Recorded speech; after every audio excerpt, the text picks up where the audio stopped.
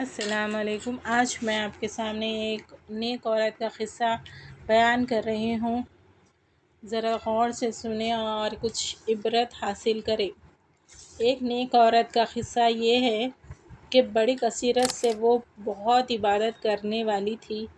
جب اس کا انتقال ہونے لگا تو اس نے اپنا سر آسمان کی طرف اٹھایا اور کہا، اے وہ خدا کی ذات جو میرا توشہ اور میرا ذخیرہ ہے اور اسی میں میری زندگی اور موت کا بھروسہ ہے، مجھے مرتے وقت رسوا نہ کرنا اور قبر میں مجھے وحشت میں نہ رکھنا۔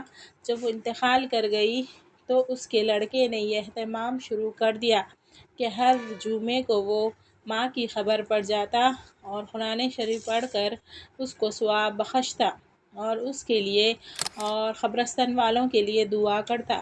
ایک دن اس لڑکے نے اپنی ماں کو خواب میں دیکھا اور پوچھا، اماں تمہارا کیا حال ہے؟ ماں نے جواب دیا، موت کی سختی بڑی سخت چیز ہے، میں اللہ کی رحمت سے قبر میں بڑی راحت سے ہوں، ریحان میرے نیچے بچھی ہوئی ہیں، ریشم کے تکیے لگے ہوئے ہیں، قیامت تک یہی برتاؤ میرے ساتھ رہے گا۔ بیٹے نے پوچھا کہ کوئی خدمت میرے لائق ہو تو کہو۔ اس نے کہا کہ تو ہر جمعے کو میرے پاس آ کر قرآن شریف پڑھنا اور اس کو کبھی نہ چھوڑنا۔ جب تو آتا ہے سارے قبرستان والے خوش ہو کر مجھے خوشخبری دیتے ہیں اور آ کر کہتے ہیں تیرا بیٹا آ گیا، مجھے بھی تیرے آنے کی بڑی خوشی ہوتی ہے اور ان سب کو بھی بہت خوشی ہوتی ہے بیٹے۔ اور وہ لڑکا کہتا ہے کہ میں اسی طرح ہر جمعے کو اہتمام کے ساتھ جاتا تھا۔ ایک دن میں نے خواب میں دیکھا کہ بہت بڑا مجمع مردوں اور عورتوں کا میرے پاس آیا تو میں نے پوچھا، تم کون لوگ ہو؟ کیوں آئے ہو؟ وہ کہنے لگے کہ ہم فلاں قبرستان کے آدمی ہیں، ہم تمہارا شکریہ ادا کرنے آئے ہیں، تم جو ہر جمعے کو ہمارے پاس آتے ہو اور ہمارے لیے دعائیں مغفرت کرتے ہو، اس سے ہم کو بڑی خوشی ہوتی ہے، اس کو جاری رکھنا۔ اس کے بعد سے میں نے اور بھی زیادہ اہتمام اس کو شروع کر دیا۔ اور ایک عالم فرماتے ہیں کہ ایک شخص نے خواب میں دیکھا کہ اس قبرستان میں سب قبریں ایک دم شق ہو گئی اور مردے ان میں سے باہر نکل کر زمین پر سے کوئی چیز جلدی جلدی چن رہے ہیں، لیکن ایک شخص فارغ بیٹھا ہے اور کچھ نہیں چنتا۔ میں نے اس کے پاس جا کر کہا، سلام کیا اور اس سے پوچھا کہ یہ لوگ کیا چن رہے ہیں؟ اس شخص نے جواب دیا، جو لوگ کچھ صدقہ، دعا، درود وغیرہ کر کے اس قبرستان والوں کو بھیجتے ہیں، اس کی برکت سمیٹ رہے ہیں۔ میں نے کہا، تم کیوں نہیں چنتے؟ اس نے کہا، مجھے اس وجہ سے استغنا ہے کہ میرا ایک لڑکا ہے جو فلاں بازار میں زلابیہ حلوے کی ایک قسم ہے جو منہ کو چپک جاتی ہے بیچا کرتا ہے، وہ روزانہ مجھے ایک قرآن شریف پڑھ کر بخشتا ہے۔ میں صبح کو اٹھ کر اس بازار میں گیا، میں نے ایک نوجوان کو دیکھا کہ وہ زلابیہ فروخت کر رہا ہے اور اس کے ہونٹ ہل رہے ہیں۔ میں نے پوچھا، تم کیا پڑھ رہے ہو؟ اس نے کہا، میں روزانہ ایک قرآن پاک ختم کر کے اپنے والد کو ہدیہ پیش کرتا ہوں۔ اس قصے کے عرصے کے بعد میں نے پھر ایک مرتبہ اس قبرستان کے آدمیوں کو اسی طرح چنتے دیکھا اور اس مرتبہ اس شخص کو بھی چنتے دیکھا جس نے پہلی مرتبہ سے مجھ سے بات کی تھی۔ پھر میری آنکھ کھل گئی، مجھے اس پر تعجب تھا۔ صبح اٹھ کر پھر میں اسی بازار میں گیا۔ تحقیق سے معلوم ہوا کہ اس لڑکے کا انتقال ہو گیا۔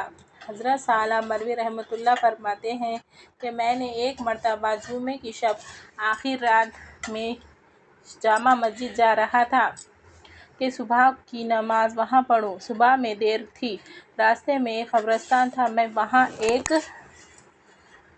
قبر کے قریب بیٹھ گیا۔ بیٹھتے ہی میری آنکھ لگ گئی، میں نے خواب میں دیکھا کہ سب قبریں شق ہو گئی اور اس میں سے مردے نکل کر ہنسی خوشی باتیں کر رہے ہیں۔ میں نے ان سے ایک نوجوان بھی اس خبر میں نکلتے ہوئے دیکھا جس کے کپڑے میلے اور وہ مغموم سا ایک طرف بیٹھا ہوا تھا۔ تھوڑی دیر میں آسمان سے بہت سے فرشتے اترے جن کے ہاتھوں میں خوان تھے، جن پر نور کے رومال ڈھکے ہوئے تھے۔ وہ ہر شخص کو ایک خوان دیتے تھے اور جو خوان لے لیتا تھا وہ اپنی قبر میں چلا جاتا تھا۔ جب سب لے چکے تو یہ جوان بھی خالی ہاتھ اپنی قبر میں جانے لگا۔ میں نے اس سے پوچھا، کیا بات ہے؟ تم اس قدر غمگین کیوں ہو اور یہ خوان کیسے تھے؟ اس نے کہا کہ یہ خوان ان ہدیے کے تھے جو زندہ لوگ اپنے مردوں پر بھیجتے ہیں۔ میرا کوئی اور تو نہیں جو بھیجے، مگر ایک والدہ ہے، مگر وہ دنیا میں پھنس رہی ہے۔ اس نے دوسری شادی کر لی اور وہ اپنے خواندن کے ساتھ مشغول رہتی ہے، کبھی بھی یاد نہیں کرتی۔ اس نے اس کا والد کا پتہ پوچھا اور خواب اور صبح کو اس پتے پر جا کر اس کی والدہ کے پردے کے پیچھے بلایا اور اس کے لڑکے کے بارے میں پوچھا اور یہ خواب اس سے سنایا۔ اس عورت نے کہا، بے شک وہ میرا لڑکا ہے، میرے جگر کا ٹکڑا ہے، میری گود اس کا بستر تھا۔ اس کے بعد اس عورت نے مجھے 1000 درہم دیے کہ میرے لڑکے اور میری آنکھوں کی ٹھنڈک کے لیے اس کو صدقہ کر دینا اور میں آئندہ ہمیشہ اس کو دعا اور صدقے سے یاد رکھوں گی، کبھی نہ بھولوں گی۔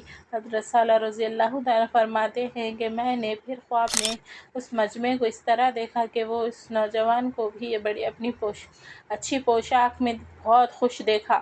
وہ پہنچ گیا، وہ میری طرف کو دوڑا ہوا آیا اور کہنے لگا، صالح رضی اللہ عنہ، حق تعالی شانہ تمہارے جزائے خیر عطا فرمائے، تمہارا ہدیہ میرے پاس پہنچ چکا ہے۔